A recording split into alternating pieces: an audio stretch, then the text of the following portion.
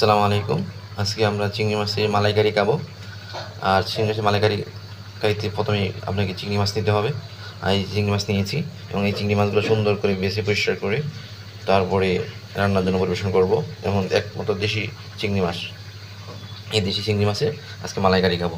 তবে চলুন শুরু করা যাক কীভাবে মালাইকারি তৈরি করা হয়। এই 4 পিস টমেটো নিয়েছি। এই 4 পিস টমেটো চিংড়ির মালাইকারিতে দেবো।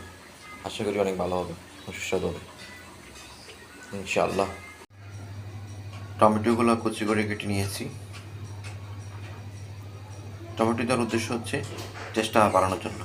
করে কেটে নিয়েছি, কুচি কুচি করে কেটে নিয়েছি এই পিসগুলো।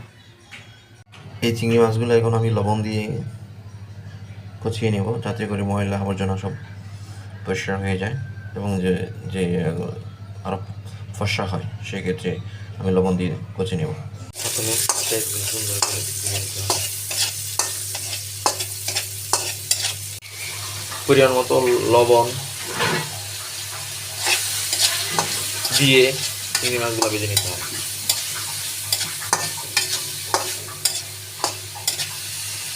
মধ্য ধনিয়ার গুঁড়া,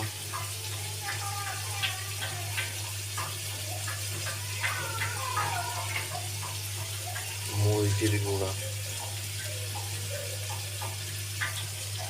এবং হলুদের গুঁড়া দিতে হবে। যেহেতু চিংড়ি মাছগুলো ভাজা হয়ে গেছে, সেক্ষেত্রে আমি এখন টমেটোগুলো দিতে পারি। টমেটোগুলো দিয়ে দিচ্ছি।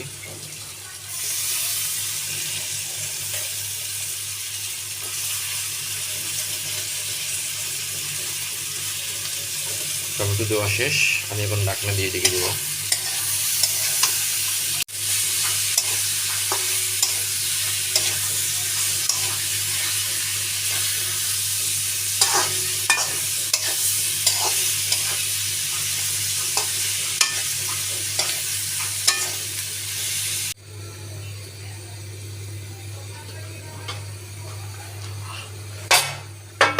হয়ে আসছে, দেখা যাচ্ছে আপনার খুব সুন্দর একটা ফ্লেভার বেরোচ্ছে। আশা করি অনেক টেস্ট হবে।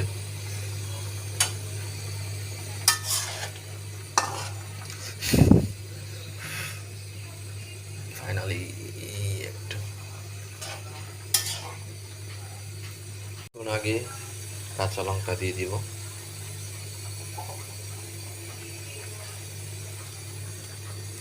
কাঁচা লঙ্কা দিয়ে দেওয়ার পরে আমি এখন এটাই ঢাকনা দিয়ে ঢেকে দিব। এই ঢাকনা দিয়ে ঢেকে দিয়েছি, হয়ে আসছে প্রায়। আমি ধনিয়া পাতা দিব আমার একটা ফ্লেভারের জন্য। আমি ধনিয়া পাতা দিচ্ছি, সবুজ ধনিয়া পাতা দিয়ে 10 মিনিটের জন্য ঢেকে দিব। আশা করি ইনশাল্লাহ হয়ে যাবে। ধনিয়া পাতা দিয়ে দিয়েছি। এখন ফাইনাল অপেক্ষা করার জন্য দেখবো। এখন দেখা যাক খাওয়া দিই কেমন টেস্ট হয়। এই হচ্ছে বাদে মাঙাচ্ছি, চিংড়ি মাছ নিচ্ছি। চিংড়ি মাছ, বিসমিল্লাহ বিসমিল্লাহ।